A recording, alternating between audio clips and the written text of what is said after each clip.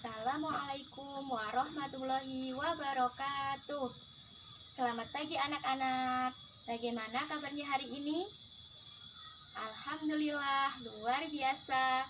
Allahu Akbar. Nah, sebelum kita memulai pembelajaran hari ini, kita terlebih dahulu berdoa ya. Berdoa dimulai. Amin. Nah, lalu anak-anak silakan untuk mengisi absen di link yang sudah Ibu bagikan ya. Hari ini kita akan belajar tentang pendidikan ABK, yaitu tentang klasifikasi tunarungu dan tunagrahita. Apakah kalian tahu apa itu tunarungu? Nah, jadi tunarungu itu berasal dari dua kata. Yang pertama, tuna dan rungu. Tuna yaitu artinya kurang dan rungu artinya mendengar. Jadi istilah tunarungu itu adalah istilah yang diberikan kepada anak yang memiliki kekurangan atau kehilangan dalam hal mendengar. Nah, untuk secara garis besarnya tunarungu dibagi menjadi dua, yaitu tuli dan kurang dengar. Kalau untuk klasifikasinya yang lebih lanjut yaitu dibagi menjadi 5. Yang pertama yaitu kehilangan kemampuan mendengar antara 20-30 desibel atau middle loss. Yang kedua, kehilangan kemampuan mendengar antara 30-40 desibel atau marginal loss. Yang ketiga, kehilangan kemampuan mendengar antara 40-60 desibel atau moderate loss.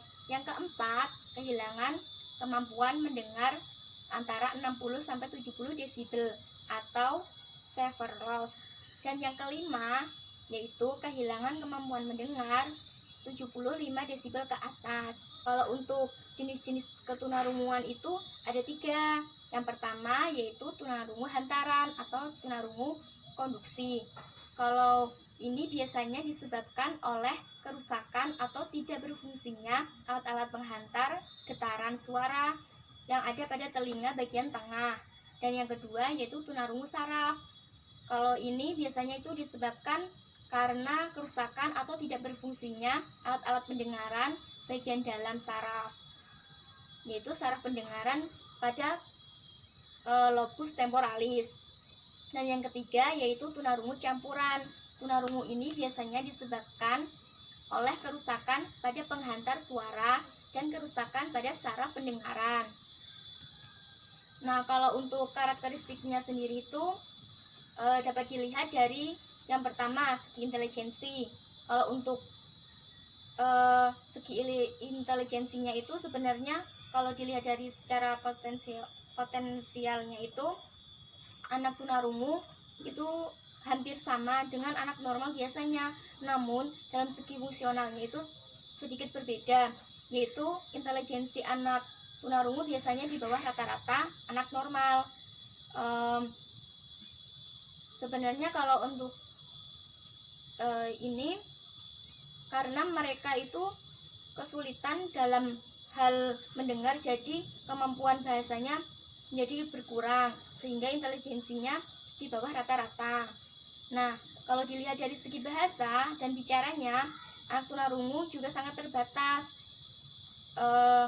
Biasanya itu dalam pemilihan kata, dalam sulit mengartikan kiasan-kiasan, kata-kata yang bersifat abstrak gitu. Kalau untuk dilihat dari segi emosi dan sosialnya itu juga sangat terbatas. Jadi anak tunarungu itu sebenarnya bisa melihat semua kejadian yang ada di sekelilingnya, cuman tidak kurang paham atau kurang mengerti sebenarnya apa sih yang terjadi di sekitarnya itu, karena mereka kan tidak mendengar apa yang mereka lihat. Jadi hanya tahu ini orang-orang melakukan ini, tapi sebenarnya apa sih mereka itu, sedang apa sih mereka itu. Nah, jadi karena emosi dan sosialnya itu kurang stabil, jadi mereka kurang percaya diri gitu. Nah, kalau dilihat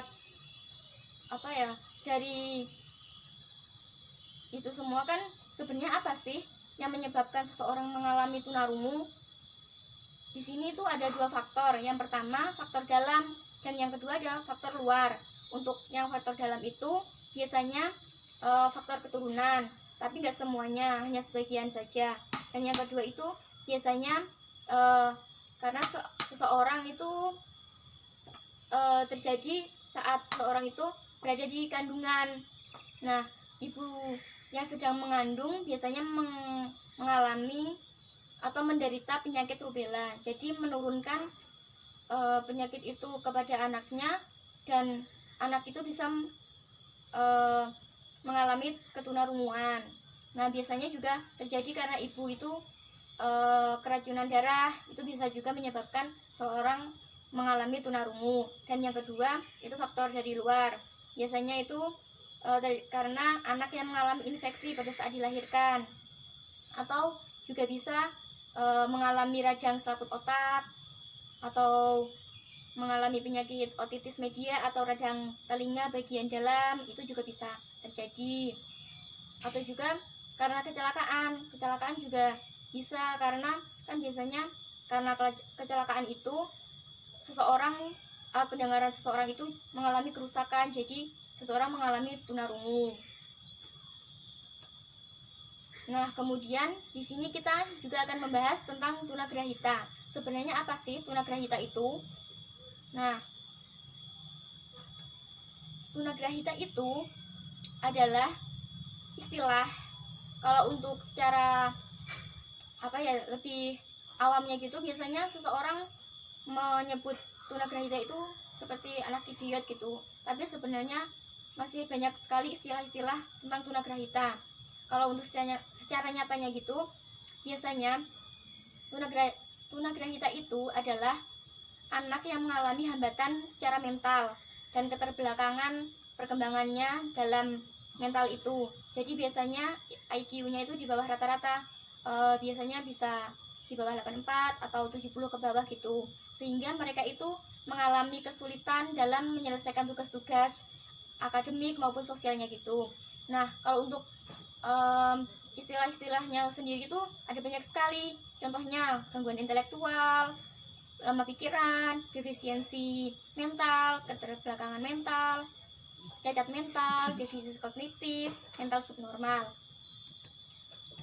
Sebenarnya apa sih yang menyebabkan mereka itu dapat mengalami keterbelakangan mental atau tunagrahita? Nah, di sini itu yang pertama faktor keturunan. Biasanya karena kelainan kromosom, kelainan gen itu dapat menyebabkan seseorang mengalami tunagrahita. Yang kedua, biasanya kegagalan metabolisme dan pemenuhan kebutuhan gizi. Biasanya ini terjadi saat ibu mereka sedang hamil. Nah, ibu yang sedang hamil itu sangat membutuhkan gizi untuk perkembangan janin buah hatinya itu. Nah, yang ketiga itu penyebabnya karena infeksi dan keracunan. Biasanya ini karena terjangkit penyakit-penyakit selama dalam janin. Jadi, seseorang itu mengalami tunagrahita karena penyakit tersebut. Kemudian ada karena trauma atau zat radioaktif. Jadi, biasanya anak yang dilahirkan itu terkena radiasi zat radioaktif. Jadi, mereka mengalami tunagrahita.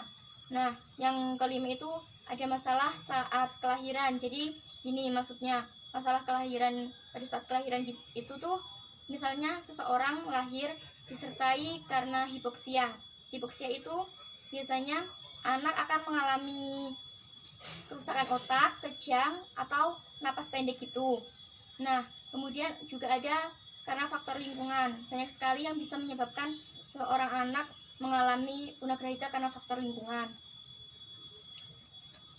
Kemudian kalau untuk klasifikasinya, tunagrahita itu bisa diklasifikasikan menjadi 3. Yang pertama, tunagrahita ringan.